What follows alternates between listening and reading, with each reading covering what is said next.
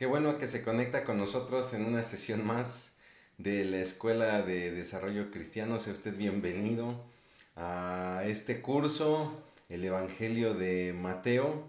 Este curso que prácticamente está ya llegando a su recta final, ¿no? Estamos ya en la penúltima sesión de nuestro curso, donde hemos ido de la mano de Mateo, no solamente revisando algunos datos biográficos de la vida de Jesús, aunque hay que aclarar, esto siempre hay que tenerlo en mente cuando estudiemos un evangelio. Los evangelios no son biografías de la vida de Jesús, no es su propósito, ¿no?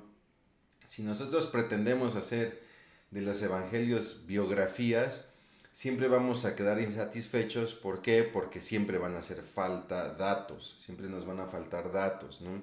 Es que esa no era la intención de los autores de los evangelios, del caso de Mateo, de Marcos, de Lucas, de Juan. Ellos no buscan registrar la vida de Jesús, ellos buscan registrar su ministerio, cómo Jesús lleva a cabo su ministerio. De ahí que muchas veces ellos no son cronológicos, y eso es donde de repente la gente entra en conflicto, ¿no? Es que eh, yo dudo que la palabra de Dios sea verdad porque hallo muchas inconsistencias en la vida de Jesús. Me dice que está en un lugar y de repente ya me habla que está en otro lugar, en otro tiempo, en un tiempo anterior o posterior, ¿no? Es que no era el propósito hacer una narrativa cronológica y bibliográfica de la vida de Jesús. Lo que buscan los evangelistas es describir cómo Jesús lleva a cabo un ministerio, su ministerio. ¿Cuál es el ministerio de Jesús? Traer precisamente el reino de los cielos. Arrepentíos que el reino de los cielos ha llegado. Con eso inicia Jesús su ministerio, ¿no? Y entonces los evangelistas nos van a compartir muchas situaciones, como pueden ser enseñanzas, como pueden ser milagros, como pueden ser ciertas anécdotas, ¿no? Todas dirigidas hacia lo que Jesús desarrolló en su ministerio. Hablando del Evangelio de Mateo, recordemos, es un evangelio que tiene el propósito de eh, demostrar que Jesús es el Cristo, demostrar que Jesús es el que el pueblo judío está esperando. Es un evangelio escrito hacia los judíos, ¿no? Para demostrarles que Jesús cumple con todas las expectativas que ellos tenían del Mesías. De ahí que entendemos la referencia de esta referencia constante hacia las promesas mesiánicas del Antiguo Testamento. Es importante siempre estar repitiendo esto cuando iniciamos las sesiones de estudio,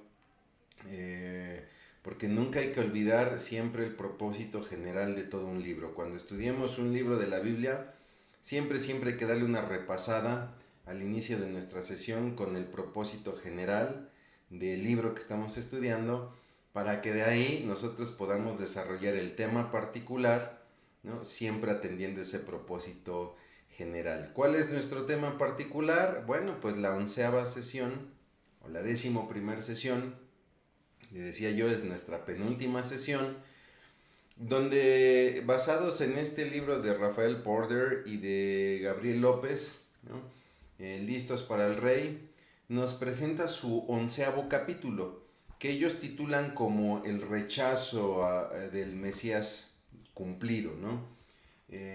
Nos habían presentado en sesiones anteriores el rechazo de los líderes religiosos, el rechazo del pueblo hacia Jesús. No creían que Jesús era el Hijo de Dios, no creían que Jesús era el Mesías, el Cristo, el que había de venir, ¿no? Y Mateo prácticamente está presentando las distintas maneras en cómo manifestaban este rechazo, ¿no?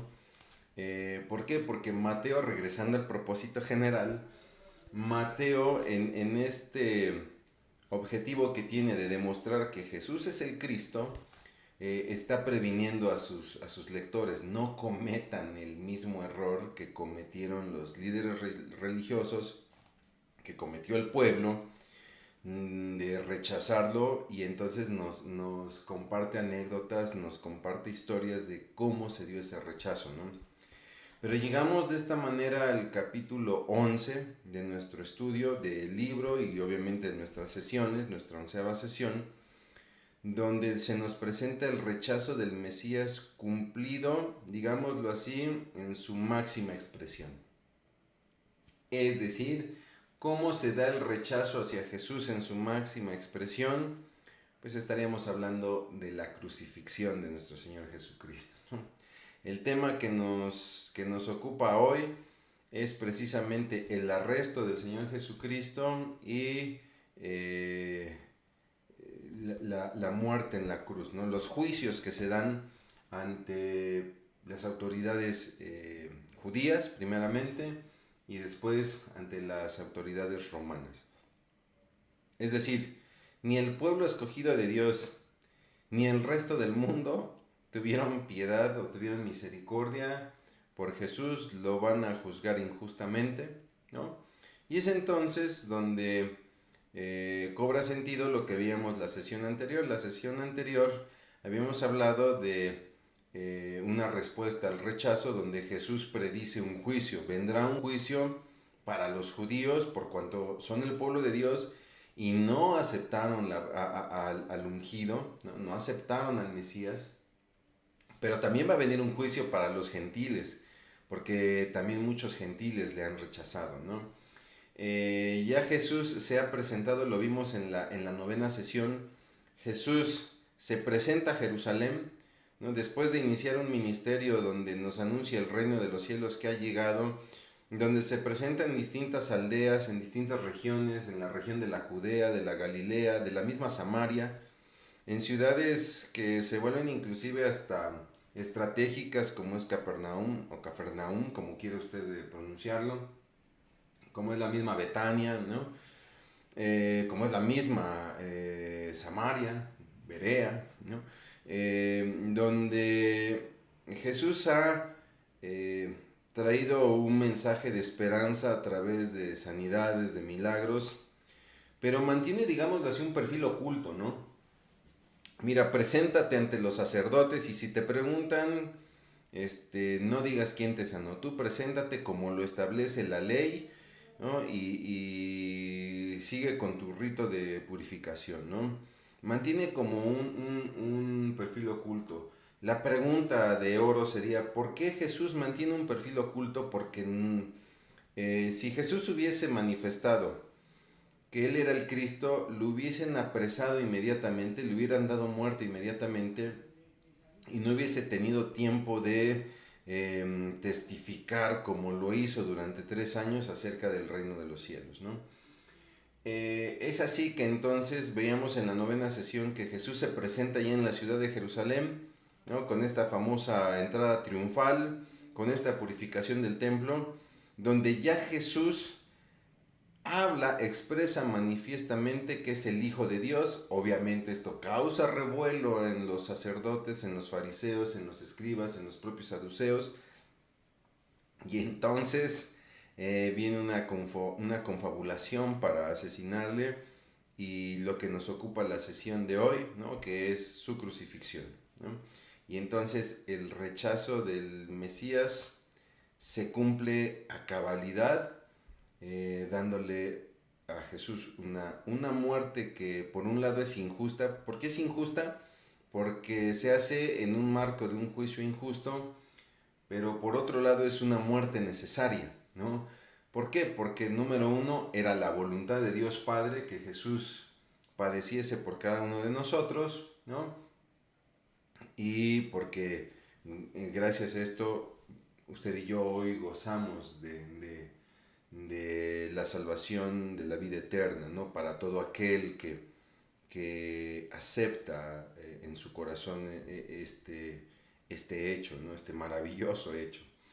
Entonces, haciendo un repaso rápido de la sesión anterior, Jesús confronta a los fariseos, a los sacerdotes y ministra a sus discípulos, ministra a la gente que le está escuchando y da una indicación que le decía yo de repente pues es sorpresiva, ¿no? Porque nos llama Jesús a someternos a los fariseos. Y decía yo, ¿cómo un hombre que me dice que los fariseos son hipócritas y me dices que me someta a ellos, ¿no? ¿Por qué Jesús inmediatamente da la aclaración? Tienen que someterse a ellos porque es un ejercicio para tu corazón. Es muy importante que tu corazón aprenda la sujeción a la autoridad, aun cuando la autoridad pudiera estar mal, ¿no? Pero ojo, no los imites, ¿no? Eso es muy importante, no los imites, no seas igual que ellos. Sujétate, pero no seas igual que ellos. Que creo yo es la manera en la que el Evangelio ha impactado a través de los siglos, ¿no?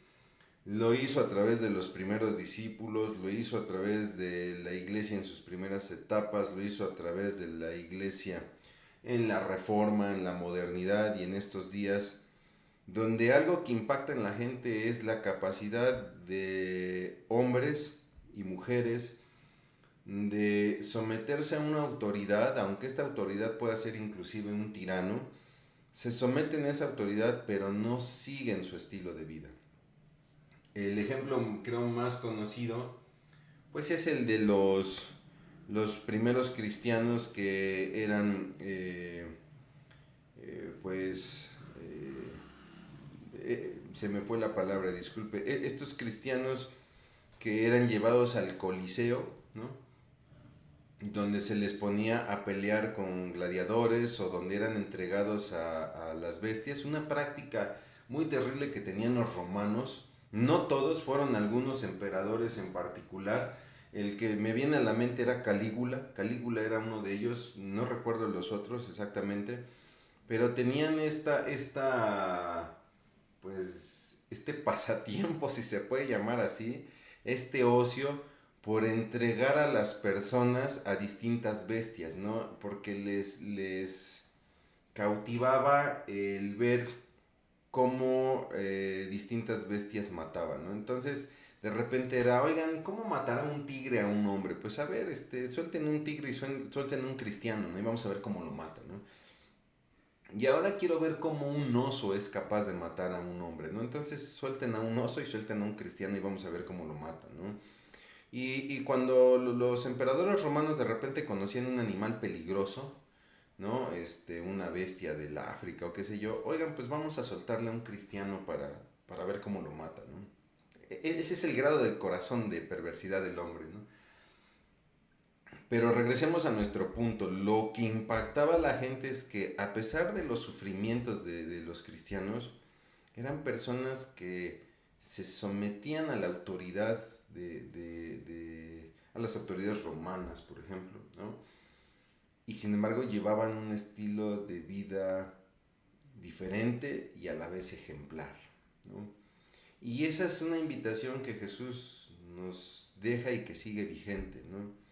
Que independientemente de si nuestros gobiernos son buenos gobiernos o malos gobiernos, no nos perdamos en estar juzgando los gobiernos y estar repelando de los gobiernos, sino que nos sometamos a ellos, que cumplamos nuestra responsabilidad, como por ejemplo el pago de nuestros impuestos, ¿no?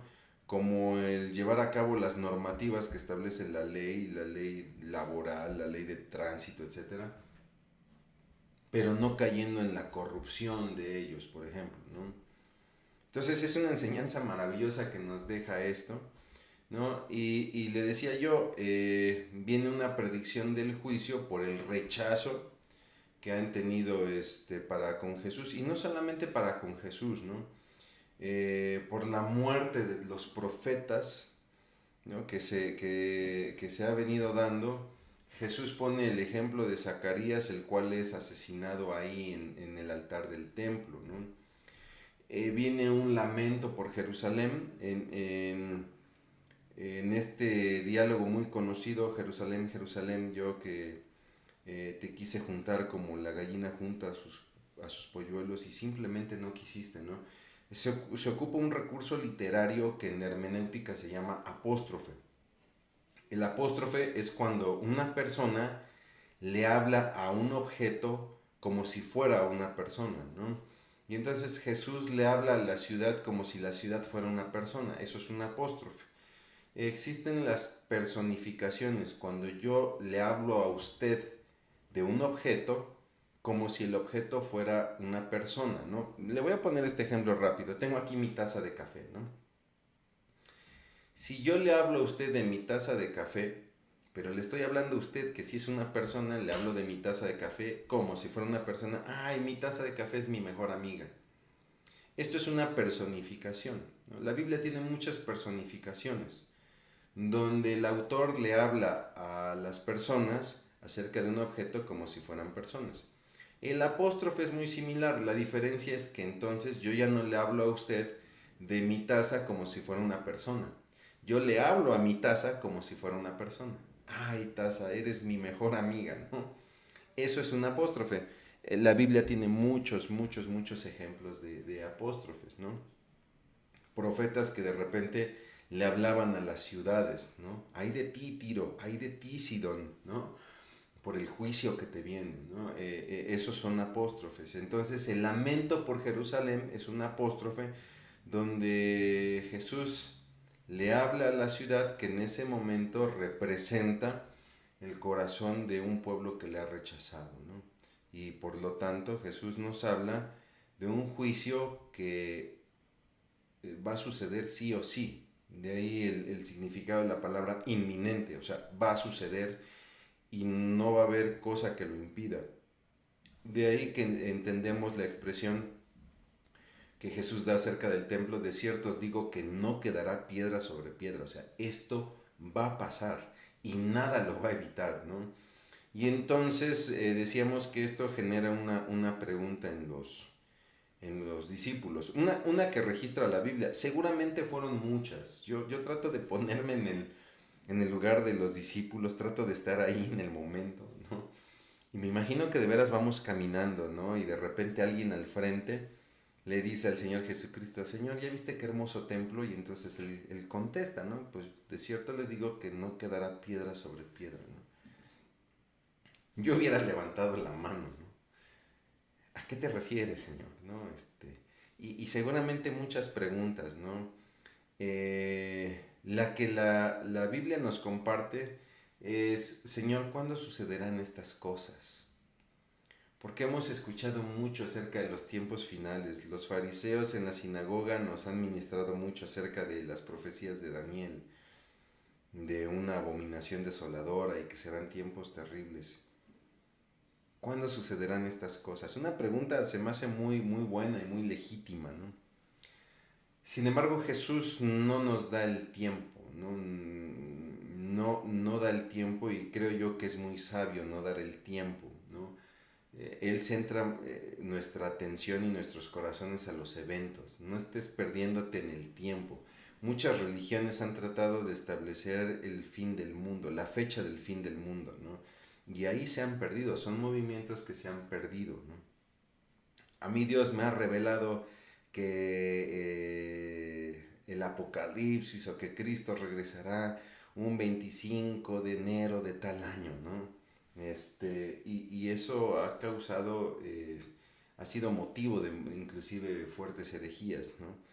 O tomando en cuenta la analogía y la numerología bíblica, he hecho cálculos y he llegado a la conclusión de que el fin de los tiempos será el 14 de diciembre de tal año, ¿no?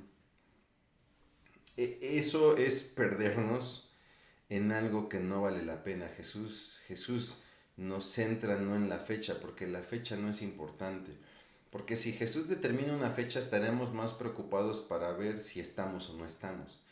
Si Jesús hubiera dicho, pues yo voy a regresar el tal fecha del año 3400, ay, pues entonces mi hermano, mi hermana, comamos y bebamos, pues no nos va a tocar a nosotros, ¿no? No funciona así realmente. Lo que Jesús dice, o Jesús más bien centra, es la atención en el tiempo, en el evento, perdón, ¿no? No, a ver, pon atención porque las señales son estas. Habrá una tribulación, una gran tribulación como nunca antes hubo. La referencia es que será como en los días de Noé, donde la gente hacía su vida normal y no querían saber de Dios, ¿no? Le decía yo, el pasaje dice que comían y bebían, se casaban y se daban en casamiento, y que mucha gente toma eso como si fuera malo, ¿no? Y no, o sea, pues usted y yo comemos, usted y yo bebemos, lo que es malo es caer en glotonerías, ¿no? Caer en excesos, pero pues usted y yo comemos y bebemos y nos casamos, ¿no? Yo tengo a mi esposa que amo con todo mi corazón, ¿no? Y tengo a mis hijas que quizá pues ellas también se casarán, ¿no? Y no hay nada de malo en eso, ¿no? La diferencia es que usted y yo podemos comer y beber y darnos en casamiento, pero tener conciencia de Dios y vivir una vida temerosa de Dios, ¿no? Pero en los días de Noé eran días donde pese a que hubo una advertencia de parte de Noé, por ejemplo, la gente se burló de Noé porque no tenía conciencia de Dios. Y estamos viviendo tiempos en los que cada vez Dios se vuelve una idea absurda y la gente no quiere saber de Dios. Y se cumple lo que dice la escritura. Es esta época en la que la gente llamará a lo malo bueno y a lo bueno malo, ¿no? Entonces esto es, si lo vemos de esta manera es bueno porque nos permite ver que el regreso de Cristo está siempre latente y nos ayuda a nosotros a estar siempre preparados, ¿no? ¿Por qué? Porque vendrá un juicio, como le decía yo, para Israel y para los gentiles. Bueno, entrando en materia ya de nuestra sesión, arrancamos el capítulo 26, donde hay una preparación para su muerte. Disculpen ustedes, estoy viendo ahí un error nuevamente en mi diapositiva. No es una reparación, es una preparación para la muerte, ¿no? Una vez que Jesucristo ha hablado de todo lo que va a acontecer, termina esto ahí en el capítulo 25, ya que habló acerca de la tribulación, las señales, etcétera. Termina con un evento que tiene que suceder primero, que tiene que anteceder a todo esto que él ha hablado de los últimos tiempos, y es precisamente su muerte, ¿no? Vuelve a hablar que es necesario que sea entregado y que padezca, ¿no? Por otro lado, los líderes religiosos se encuentran en una paradoja porque no pueden atrapar a Cristo abiertamente, porque el pueblo lo estima, el pueblo lo quiere, el pueblo lo sigue, está haciendo muchos prodigios como hace mucho ya no se veía, ¿no? Al menos más de 400 años que se tuvo a los últimos profetas que daban grandes mensajes y grandes señales. Ya no se había visto esto hasta que aparece Jesús en escena, sanando, dando vista, liberando, ministrando. Y entonces pues se volvía riesgoso y peligroso para los líderes el atrapar a Jesús a la vista de todos, porque pues esto podría significar una revuelta, ¿no? Por parte del pueblo. Y por otro lado, por más que lo intentaron, no podían poner a Jesús en contra del pueblo, pese a que le sembraban preguntas con intención de casarlo en algo, en alguna falta. Jesús siempre con su sabiduría, siempre sabía leer estas intenciones, y de hecho él es el que ponía en predicamento a los líderes religiosos frente al pueblo, ¿no? Es por estas razones que entonces los líderes religiosos se ven en la necesidad de hacer una confabulación, ¿no? De formular un plan. Necesitamos, necesitamos matar a Jesús. Y para hacerlo necesitamos primero que nada atraparlo de tal manera que el pueblo no se dé cuenta. Esto está pasando, por un lado esto está pasando con los líderes religiosos, mientras que por otro lado Jesús es invitado a comer, a cenar, y dice ahí el pasaje que una mujer tiene un alabastro con un perfume muy costoso, donde ella empieza a lavar sus pies, ¿no? Lo lava con sus lágrimas, lava los pies, los vierte con el perfume costoso, ¿no? Y los seca con sus cabellos. ¿Qué nos enseña este pasaje, no? Bueno, la enseñanza primordial es que Jesús reconoce esta adoración de la mujer, ¿no? Pero nos puede enseñar, no es casualidad que el evangelista nos narra esta situación después de que nos ha narrado la confabulación de los líderes religiosos. Mira, los líderes están pensando en cómo matarlo y ellos piensan que van a tomar a Jesús por sorpresa. Pero ¿qué crees? Que una mujer, por otro lado, me da a entender que al mismo tiempo, o al menos con una diferencia de tiempo corta, una mujer le unge los pies y cuando la gente se escandaliza, oye, ¿por qué malgastó este perfume tan caro en los pies de este pobre hijo del carpintero, ¿no? Cuando en todo caso se hubiese vendido y se le hubiese dado la ganancia a los más pobres. Jesús dice, a los pobres siempre los tendrán, pero a mí no me tendrán. Y esta mujer me está ungiendo para mi sepultura, ¿no? Es decir, me van a matar y eso a mí no me va a tomar por sorpresa. Yo estoy seguro que Jesús haría toda esta situación, toda esta confabulación, todo este plan malévolo en su contra, ¿no?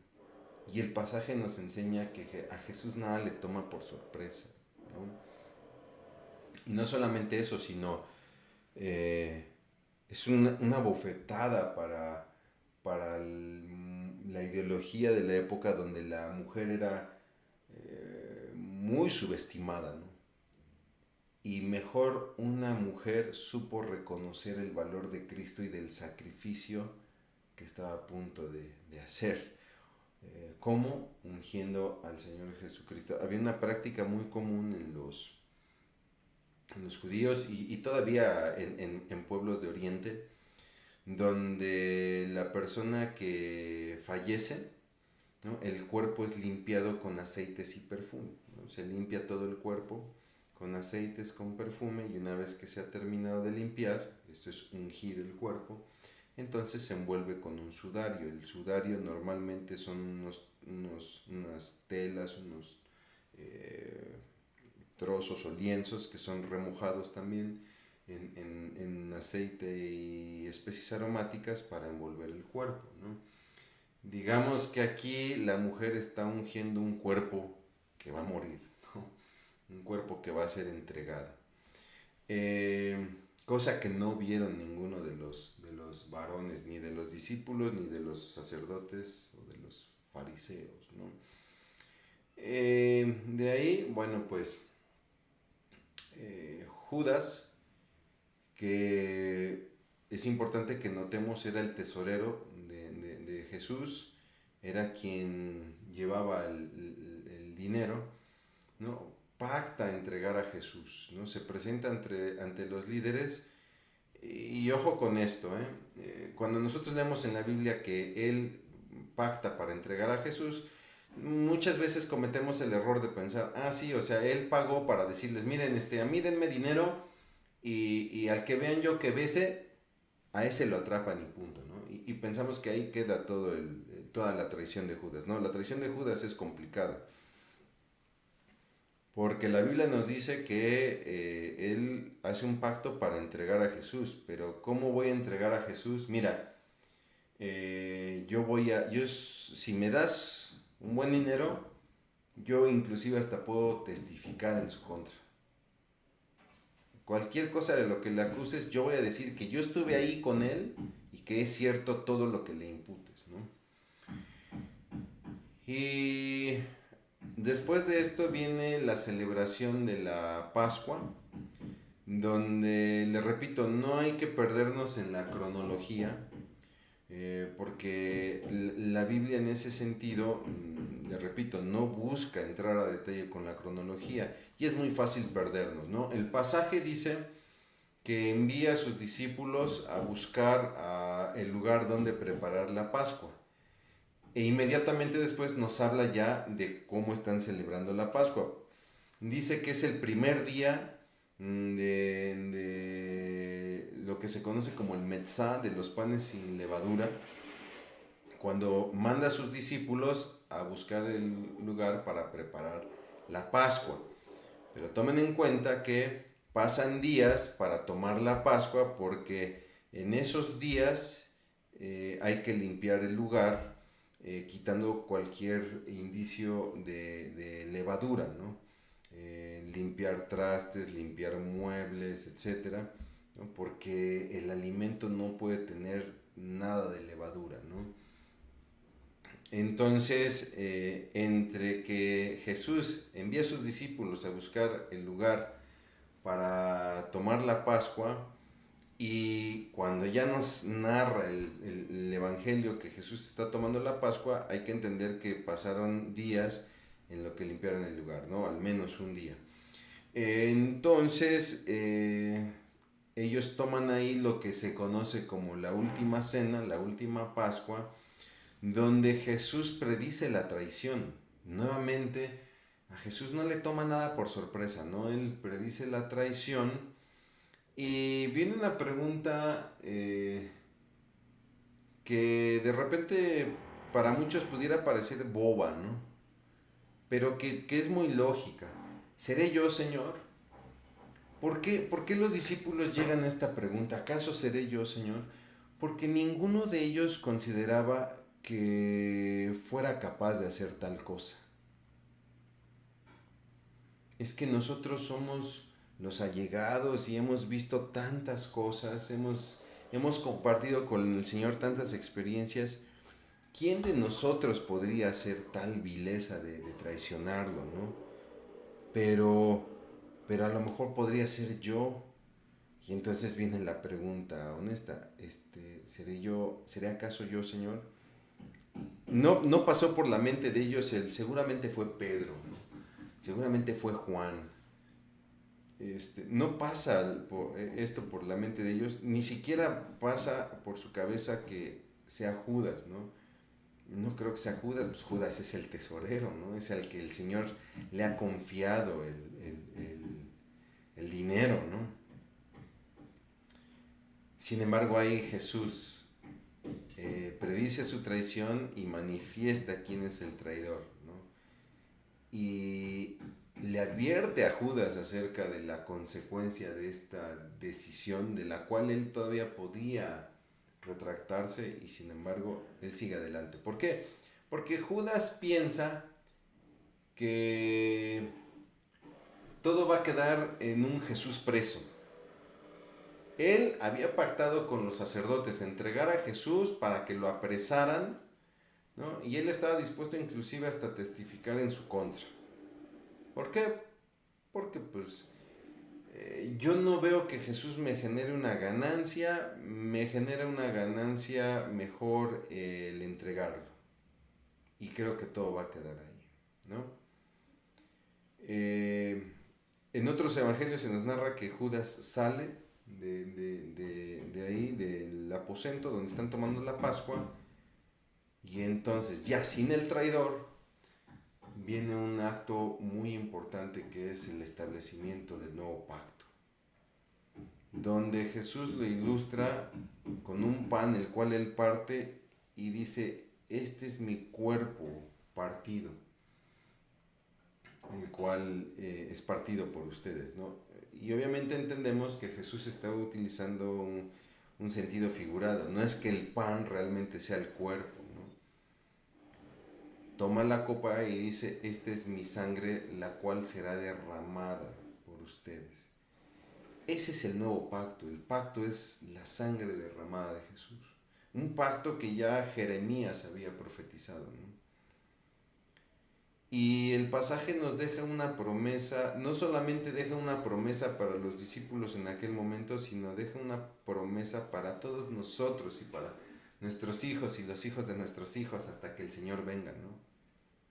No beberé de esta copa hasta que la beba con ustedes nuevamente en mi reino, ¿no? Yo no sé qué situación pudieras estar pasando, yo no sé qué adversidad hayas vivido o estés viviendo o pudieses vivir posteriormente. Tú y yo podemos caminar confiadamente con la esperanza de que un día beberemos con nuestro Señor Jesucristo del fruto de la vida, viendo su completa gloria. Viene el inicio de la pasión, es el momento en el que terminando la Pascua, de celebrar la Pascua, dice que cantan un himno, posiblemente haya sido uno de los himnos que se conocen como himnos Halel, es decir, aleluya. Se conocen así porque es un grupo de salmos que empiezan con las palabras aleluya, alabado sea el Señor. Estamos hablando de los salmos 113 al 118, que normalmente se cantaban después de tomar la Pascua. Entonces seguramente cantaron alguno de estos salmos, o quizá todos estos salmos, ¿no? Estos 5 salmos, pues, y de ahí dice que una vez que cantaron el himno, salieron, ¿no? Y entonces, pues es un tiempo en el que comienza la angustia del Señor Jesucristo, porque sabe lo que va a enfrentar, ¿no? Jesús, antes de salir, les predice que todos lo van a abandonar, ¿no? Pedro dice, no Señor, yo nunca haría eso, yo estaré contigo hasta la muerte, si es necesario. Bueno, pues Jesús también predice su negación, ¿no? Sabemos este famoso pasaje del canto del gallo, ¿no? Después de la tercera negación, o sea, no solamente me vas a negar, sino que me vas a negar 3 veces, ¿no? Y también predice algo muy interesante, ¿no? Ustedes me van a abandonar, tú me vas a negar, pero nos vamos a reencontrar en Galilea. Y los discípulos juran y perjuran que no le van a abandonar. Pero va a suceder. Y sin embargo Jesús predice que se reencontrarán en Galilea. Y esto a veces habla en nuestros corazones, ¿no? Mi hermano, mi hermana, tú y yo tarde o temprano vamos a fallar. O hemos fallado, le hemos fallado a Dios. Muchas veces hemos caído en un pecado que pensábamos ya habíamos vencido, ¿no? Muchas veces caemos y la caída es tan rápida que no nos imaginábamos esto, ¿no? Pero ahí está Jesús, Jesús diciéndonos, mira, yo sé que vas a caer, yo sé que me vas a fallar, pero te espero más adelante. Por favor, regresa. Yo espero que regreses. No te pierdas en la caída, ¿no? Acto seguido, Jesús sale al huerto de los olivos, conocido como el Getsemaní, y ahí ora, y la Biblia, el Evangelio nos describe la angustia de Jesús, ¿no? Pero también nos describe la relación de Jesús con el Padre, una relación de sujeción. Señor, yo sé que esto que viene es muy duro. En realidad yo no lo quisiera pasar, pero no sea mi voluntad, sino la tuya.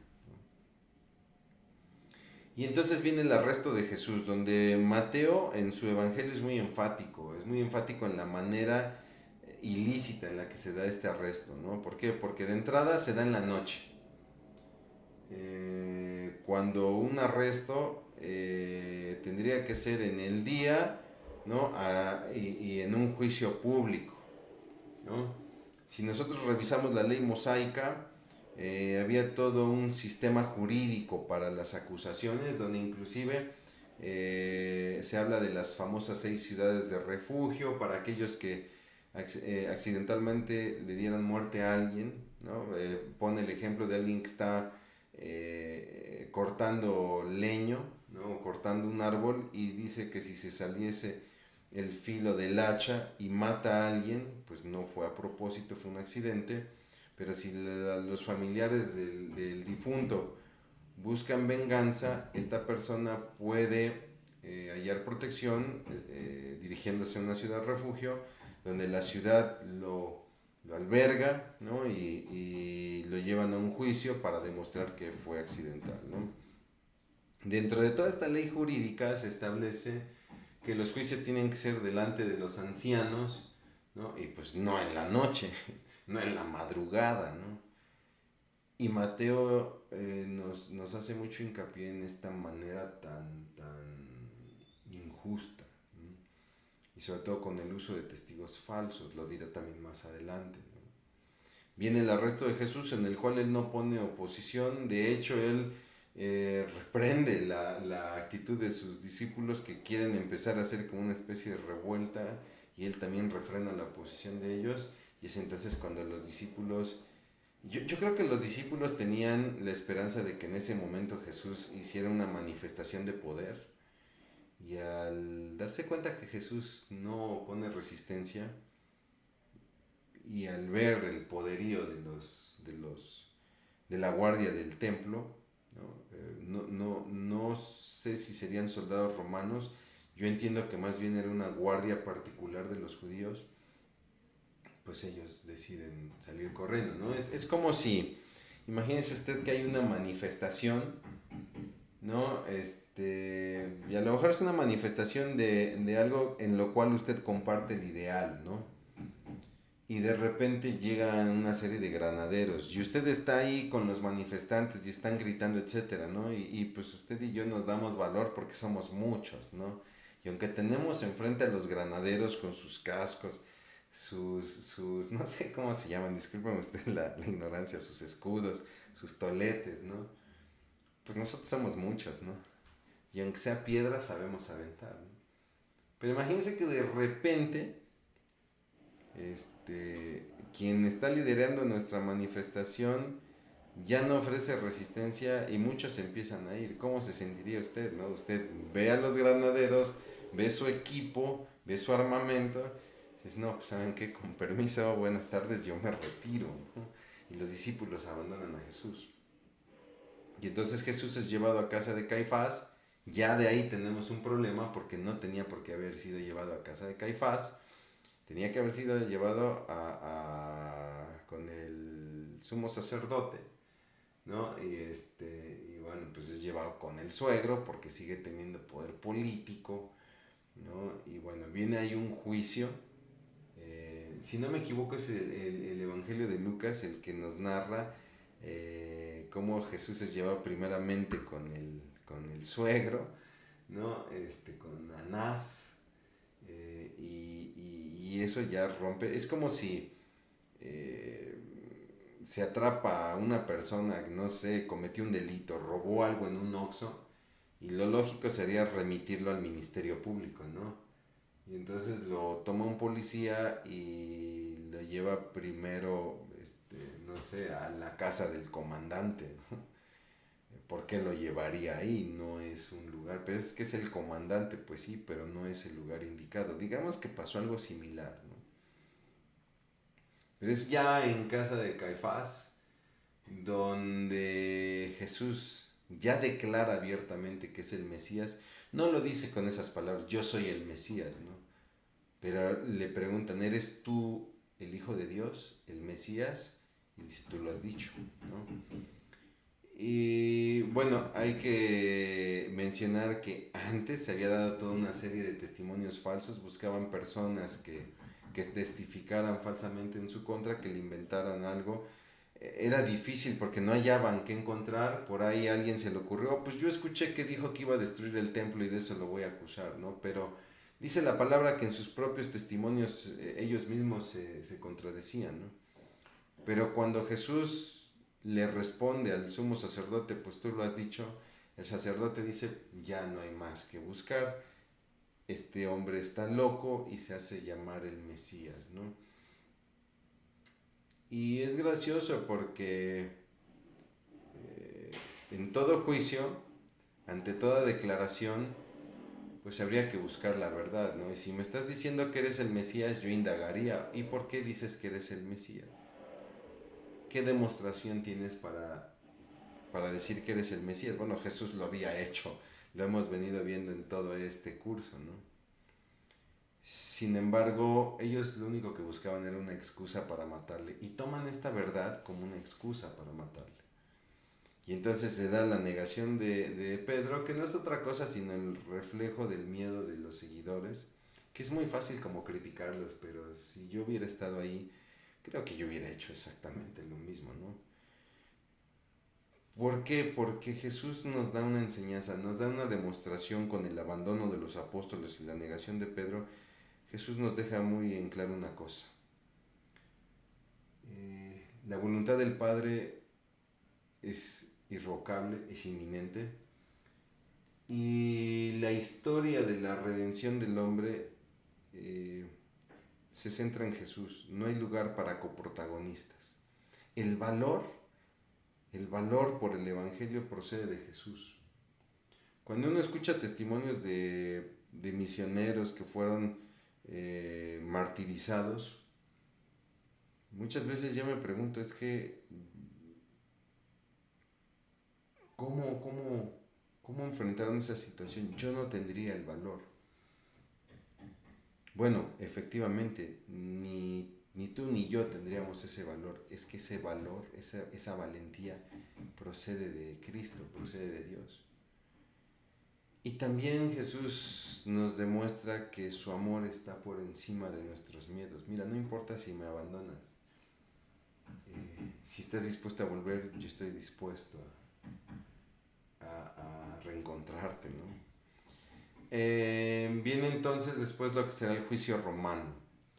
Aquí ya la cosa se empieza a complicar porque lo llevan ante Pilato, ya entonces el proceso empieza a crecer, ya empiezan a hablar de matarle y entonces Judas se da cuenta que esto ya tomó otro rumbo, ¿no? Oigan, yo pensé que nada más era entregarlo y encarcelarlo.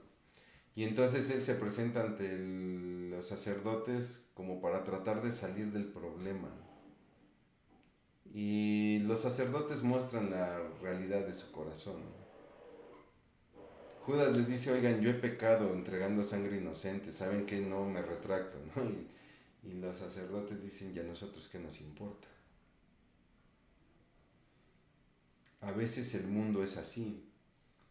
A veces el mundo, a veces Satanás quiere hacer tratos contigo engañándote, pensando que la situación tiene un fin, cuando en realidad el fin es más profundo y es más malévolo.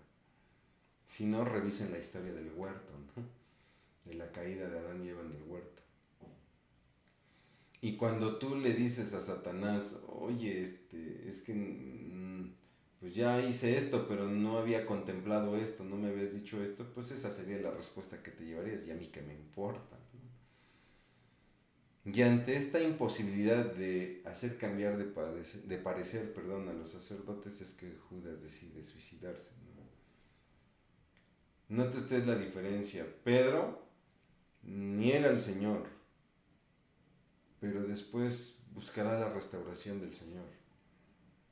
No sé si la busca, porque de hecho Jesús es el que lo busca, ¿no? Pero al menos sí vemos a un Pedro queriendo ser restaurado por el Señor. Judas prefirió mejor ahorcarse. Por otro lado, en el juicio ante Pilato, en este juicio romano, Pilato, de repente dice, es que yo no sé por qué se critica tanto a Pilato, si en realidad él hizo lo que tenía que hacer, ¿no?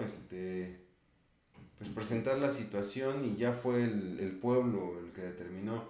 Es que en Pilato estaba el poder haber defendido al Señor.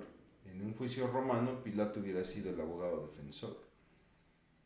Y él no busca hacer justicia, porque él tenía toda la autoridad para, discúlpeme usted la expresión, mandar a todos por un cuerno. A ver, le bajan esta revuelta, por favor, este hombre no tiene nada de culpabilidad, váyanse a celebrar su fiesta y ya dejen a este hombre en paz, ¿no? Sin embargo, sabemos que había un plan divino detrás de todo esto, ¿no? Pero en realidad vemos también el corazón de Pilato, donde lejos de haber buscado justicia en base a las evidencias, él sabía que Jesús era inocente, busca congraciarse con el pueblo. Sabía que esto era una situación de celos de los líderes judíos, era hasta como político el asunto, era una política judía, unos celos en la política judía, y sin embargo no hacen nada para refrenarlo, ¿no? Y pese a que su esposa le advierte, es que no he podido dormir porque algo tiene este hombre, ignora inclusive esa advertencia, ¿no? Y termina cediendo ante el capricho de la turba. Y no solamente eso, sino que muy descaradamente dice, yo no tengo la culpa, ¿eh? A ver, este hombre es inocente. ¿Lo quieren matar? Bueno, lo están matando ustedes. Cuando les repito, él tenía todo el poder para decir, a ver, este hombre es inocente, no tiene la culpa, por favor no lo toquen, ¿no? Pero eso significaría echarme al pueblo encima y estamos en elecciones, ¿no? Casi, casi. Ese es el corazón de Pilato. Y nos tiene que llevar a reflexionar mucho. Lo haremos ahorita al final. Viene la crucifixión ya en la última parte del capítulo 27. Estamos cerrando ya esta sesión, donde Jesús es azotado, es escarnecido, pero nosotros vemos que el grado de repudio cada vez es mayor, ¿no? El castigo, la ofensa, la injuria va creciendo cada vez más, es decir, no hay piedad para con Jesús, ¿no? Sin embargo, en medio de este castigo que va creciendo, Jesús nos va regalando estas hermosas pinceladas de amor en su relación con el Padre, ¿no? Señor, perdónalos, no saben lo que hacen, ¿no? Y nos va mostrando la relación tan dependiente que tiene con el Padre. Nos narra el pasaje una serie de acontecimientos sobrenaturales que acompañan su muerte, ¿no? Que dan muchos indicios. Ahí se rasga el velo en el templo de la nada, un velo que si analizamos su manufactura, hecho con bordados, con telas muy pesadas, no es una hoja de papel que rasgas fácilmente, no es un plástico muy delgado que el viento pudiera rasgar. Estamos hablando de una tela reforzada en bordados que difícilmente se podría romper. Y que si le hubiese rasgado, por ejemplo, el viento, pues entendería yo que sería de abajo hacia arriba, ¿no? Pero hasta las leyes de la física ahí fueron rotas con la rasgadura de un velo de arriba hacia abajo. La tierra se cubre de tinieblas, ¿no? Y dice que se abren los sepulcros y muchos resucitan para presentarse como testimonio, porque con la muerte de Jesús entonces se da la resurrección de los muertos, se da el pago por las almas, ¿no? Y también nos habla de un terremoto, como hace mucho no había en la región, ¿no? Y entonces se nos narra la sepultura de Jesús con detalles como las mujeres, ¿no? Que están siempre cercanas a esto, como José de Arimatea, que busca el recuperar el cuerpo, ¿no? Y termina el pasaje también con los sacerdotes diciendo, este mentiroso decía que iba a resucitar al tercer día, entonces van con Pilato, le comentan esta situación, no vaya a ser que al rato roben el cuerpo y digan que resucitó. Y entonces Pilato determina mandar una guardia romana. Esto es maravilloso en el sentido de que no tenemos pretexto para decir que Jesús no resucitó y que todo fue un invento, que alguien seguramente robó el cuerpo y todo fue un invento, porque los mismos líderes religiosos hicieron todo lo posible para que esto fuera una evidencia de verdad, ¿no? Bueno, para terminar, para reflexionar. En nuestro cristianismo, en nuestro caminar diario, es cierto, es de mucha bendición dar para el necesitado, ¿no? Se vuelve una gran acción social, inclusive para las iglesias. Nosotros como iglesia de repente juntamos despensas y lo llevamos a los más necesitados, ¿no? Pero creo yo que la mujer nos deja una enseñanza muy importante, que es el invertir en la adoración, ¿no? Qué padre que tú puedas hacer cosas por los pobres, pero no olvides que hay algo más importante, que es invertir en la adoración, ¿no?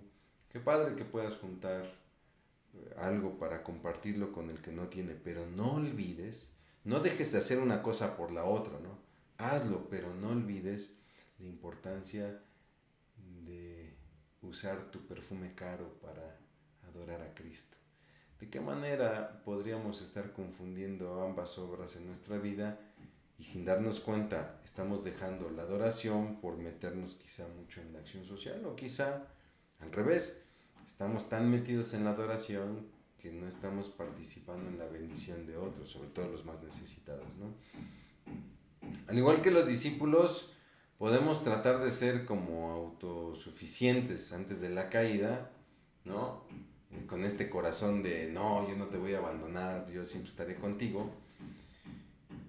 Y resulta que terminamos fallando y nos podemos sentir imperdonables después de caer, ¿no? Y esto nos tiene que llevar a reflexionar cómo manejamos nuestros errores y nuestros fracasos delante de Dios. Porque mi hermano, mi hermana, vamos a fallar. No se trata de no fallar, se trata de qué vamos a hacer cuando fallemos, ¿no? Y ahí creo yo es cuando más tenemos que abrazar a Dios. Ante la verdad manifestada, dos opciones, mi hermano. Podemos cerrar los ojos como los líderes, que pese a todas las manifestaciones de Jesús, simplemente decidieron no ver. O podemos aceptarlas como aquel centurión cuando muere Jesús, viene el terremoto, dice que él cae en rodillas y dice verdaderamente este era el Hijo de Dios. ¿Cómo afronta en su vida la verdad de Dios? ¿La acepta con el corazón de este centurión o simplemente decidimos cerrar los ojos como los líderes fariseos? Vamos a orar. Bendito Dios, te damos muchas gracias por esta sesión. Gracias, Padre, porque es un deleite estudiar tu palabra, escudriñar tu palabra, ir de tu mano. Ayúdanos, Señor, en el estudio de este Evangelio, pero sobre todo ayúdanos a transformar nuestro corazón con estas verdades para glorificar y bendecir tu nombre. Te damos muchas gracias en Cristo Jesús. Amén. Pues mi hermano, mi hermana, agradezco mucho nuevamente el que me haya acompañado en el estudio de esta sesión, la número 11. Le pido encarecidamente que siga usted con su lectura del Evangelio de Mateo, ¿no? Que se apoye usted de un buen comentario bíblico, ¿no? Y también de estos cursos que buscamos que sean de bendición para ustedes. Muchísimas gracias, Dios me lo bendiga mucho, nos veremos próximamente ya para nuestra última sesión, la número 12. Dios le bendiga.